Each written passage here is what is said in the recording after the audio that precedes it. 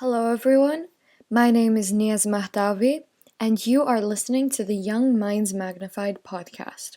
In this episode, I'll be sharing with you the perspective of an actual psychologist on the topic How do families affect teenagers mentally? She will be talking about this topic in a general way, and she will also provide more details about reasonings discussed previously by a teenager.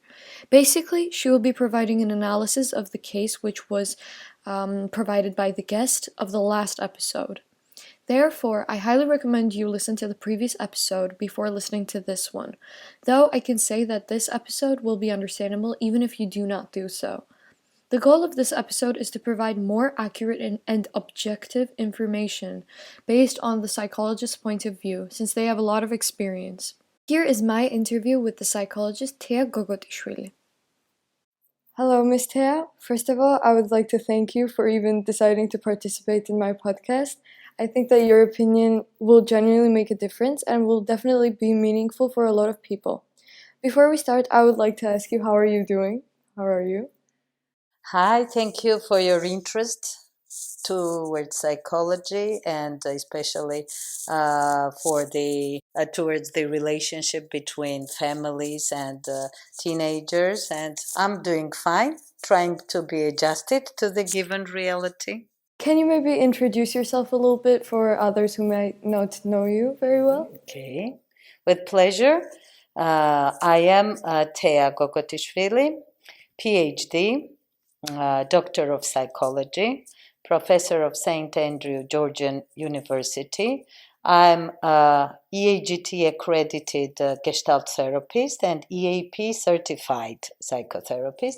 So my main interest is Gestalt therapy. I work with this modality, and also I'm doing research and very much interested in the scientific field and teenagers, families, personal psychology, and all these kind of topics which are very important for today are the field of my interest.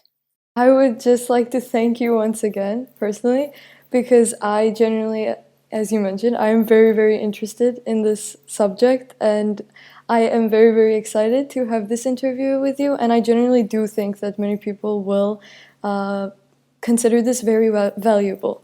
So my first question for you is, what are the most common problems in general that teenagers are facing today? This stage of personal development, this is the teenagers period. It is very important change in the developmental road, I would say, with person and child and teenager, and then the adult is taking part in. It is the long live process, and we are changing, and we are dealing with different issues which are important in different times and stages. And being teenager, it is a big challenge because the things are changing as physically as well as psychologically, mentally. And teenager and his or her parent need to be very creative and very much oriented on very open, close, and warm relationship to each other in order to find the ways and tools to cooperate, because teenagers, they do not believe anymore to the things which family adults used to teach them in the early childhood.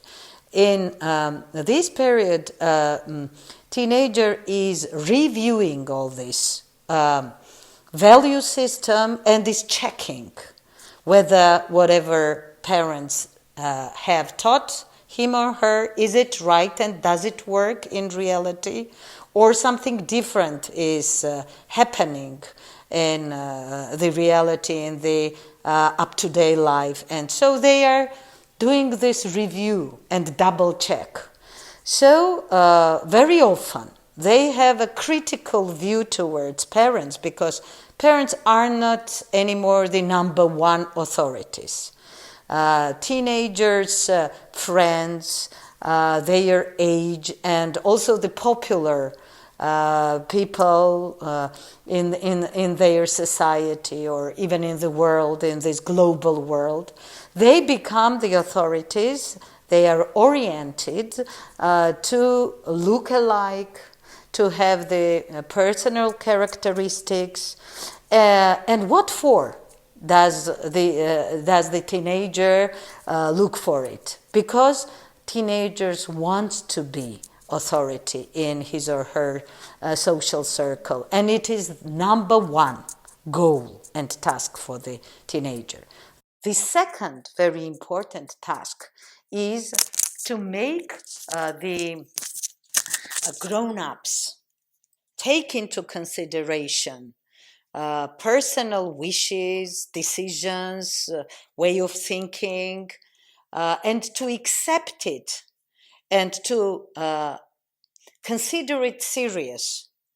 And this is the most important problem because most often parents think that their teenagers are again children, that they should prompt and even give the direction to them how to live, how to behave, what to put on, what hairdress to wear, so on and so forth. This is the most important mistake because teenager has the opposite need, existential need to define what is the best to do, what is the best way to be adjusted to the social reality, to the surrounding he or she is dealing with. So, if the parent is tolerant, empathic, has the possibility and the personal trait to accept and non-judgmentally, not judging, but just to take the teenager's opinion as it is, they have less problems. But if the parent tries to persuade and make the teenager whatever the parent thinks is better for him or her, then the problems appear here. Disagreement between the elder and younger generation is most typical what we deal with. Yes, for sure. And this is very closely related to what I was going to actually ask you. I was going to ask you if you have ever had a situation where a teenager and their family were in disagreement related to their career choice, since this is what we talked about in the previous episode with a guest. So it shouldn't be occasional because it is very common, especially in our reality. In Georgian reality, it is quite typical that parents decide that they know better, whatever could be relevant for their teenager kids, to give the correct and right advice, what profession to choose. And according to the research which we have conducted a couple of years ago, we found out that students who are studying in different universities are naming parents' decision as the main decision-making issue in their case. So in our reality, most of the teenagers decide what to take as a profession due to their parents' choice.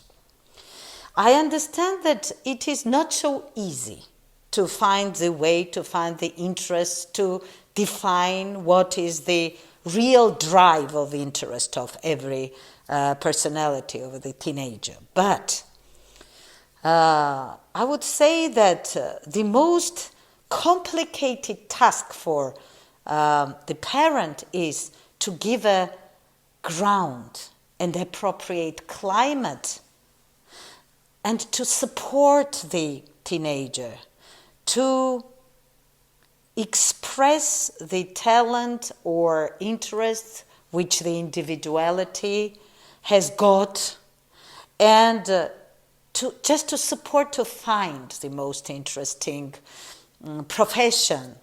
And I would just encourage parents, if they may listen to this record, it is not problem anymore as it was before, because the educational systems in Georgia and in Europe, and not only in Europe but in general in the global world, is structured the way that if the student finds out that this is not the thing which he or she likes, then there is a mobility, and the student can change the direction of the interest, and that's not a catastrophe.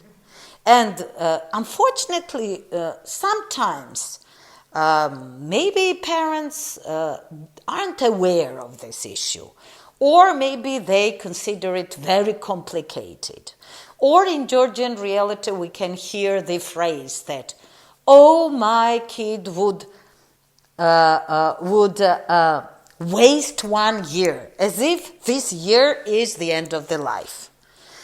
First of all, it is not the wasting of time. It is the process of search, of investigation, of personal interests, of personal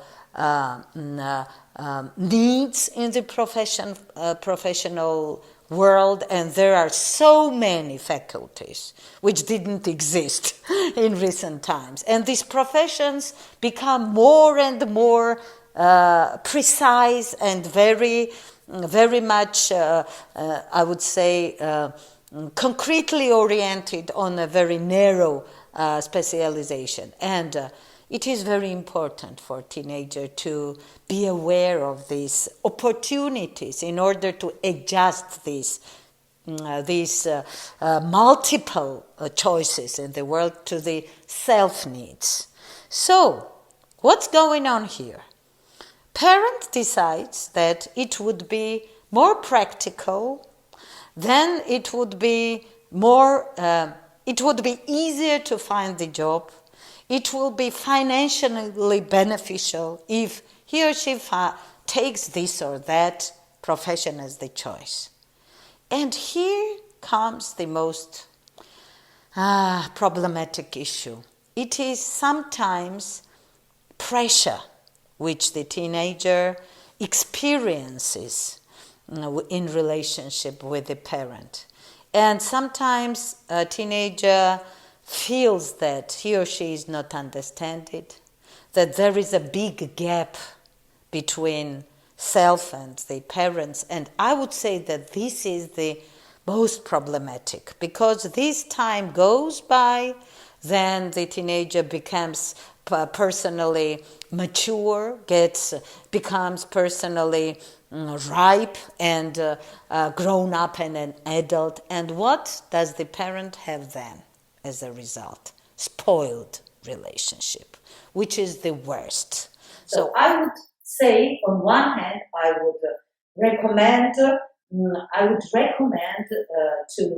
parents to listen to their teenagers and to have a dialogue, which is very empathic and understanding. This is very important. And to take into consideration whatever teenager has as a wish to be in the future. This is for parents. But what could we say regarding teenagers, which are even more in a complicated situation because, well, grown up is a grown up, teenager is dependent because he or she needs the support, very often the financial support in order to study in this or that university. What could we say? First of all, if now the school students are listening to us, first of all, do your best to get the grants and to get the financial support from the universities you would like to study. So study as much as you can, study as well as it's possible, and try to be independent, because to be independent means to be able to do as much as it is necessary to satisfy the self-needs. If teenager doesn't do this and only applies to parent, please do this for me, or please pay for me, or please provide me with this or that, it is not fair, because the parent feels that the kids are not able, are not capable to do the things which are necessary and needful for them. So do your best to achieve whatever is the goal. Do whatever is possible in goal. Don't save the energy to do the best to achieve the goal. When the parent sees that the kid does all his or her best in order to get to that university, which the parent doesn't agree, or the faculty which the parent doesn't agree, parent always can feel whatever it is so much wishful for the kid. So then this kind of respect comes when parent sees how the kid is trying to achieve whatever is needful. So do this. And the next one is negotiate, be in dialogue, try to explain, try to express why it is so urgent or needful, or why it is the right and the most valid choice for someone to study there on that and that faculty. And also it's very important to listen to the parents, because if we are not just listening and not taking into account or consideration, if the parent sees that this is the formal communication, but not oriented on understanding each other, it doesn't work so well. So it is very important to listen and to analyze, because it also happens that parent is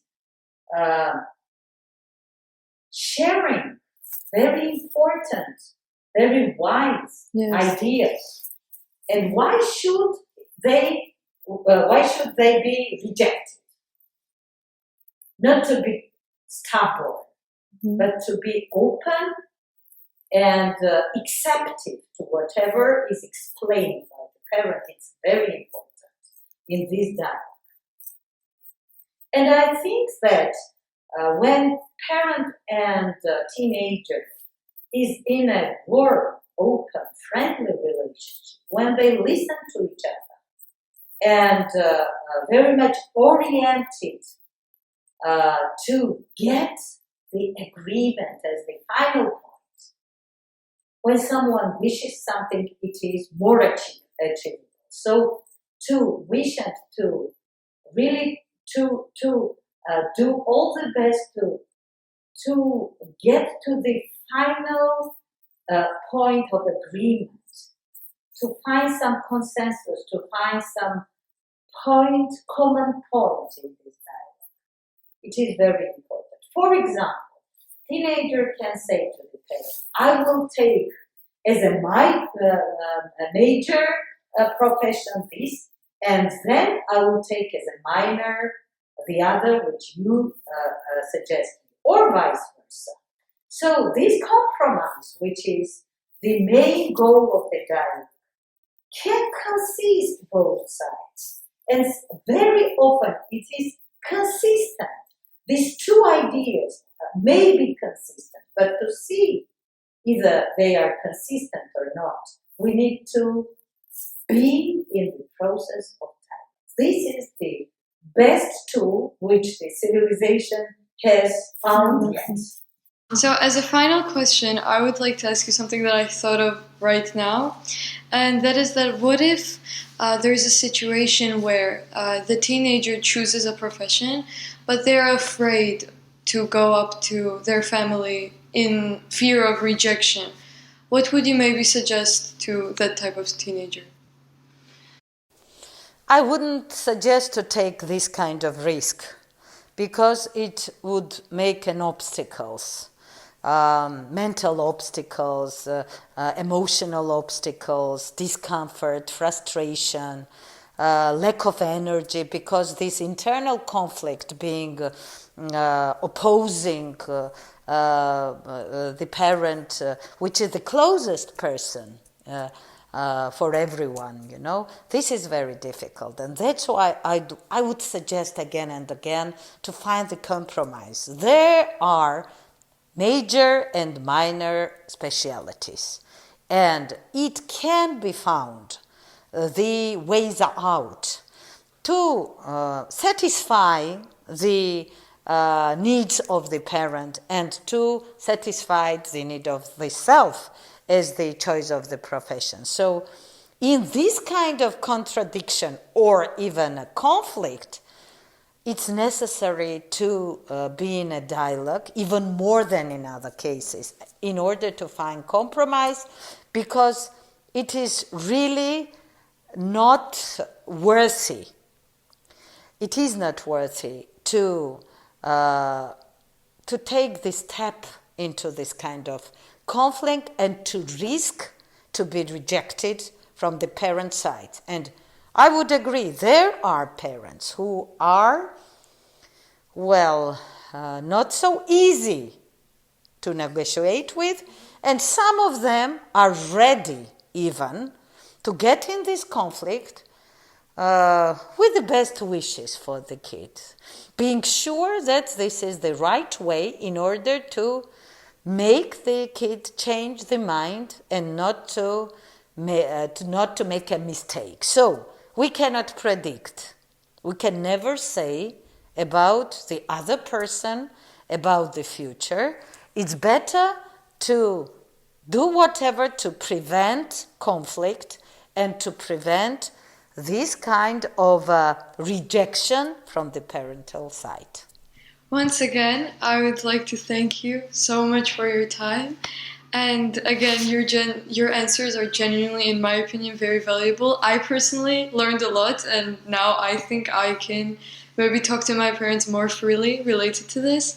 I have already informed them about my interests, but it helped me a lot, and I'm sure it will help others. And once again, I would like to thank you very much. And now this moment, listening to you and realizing what I have said, I would still add one more.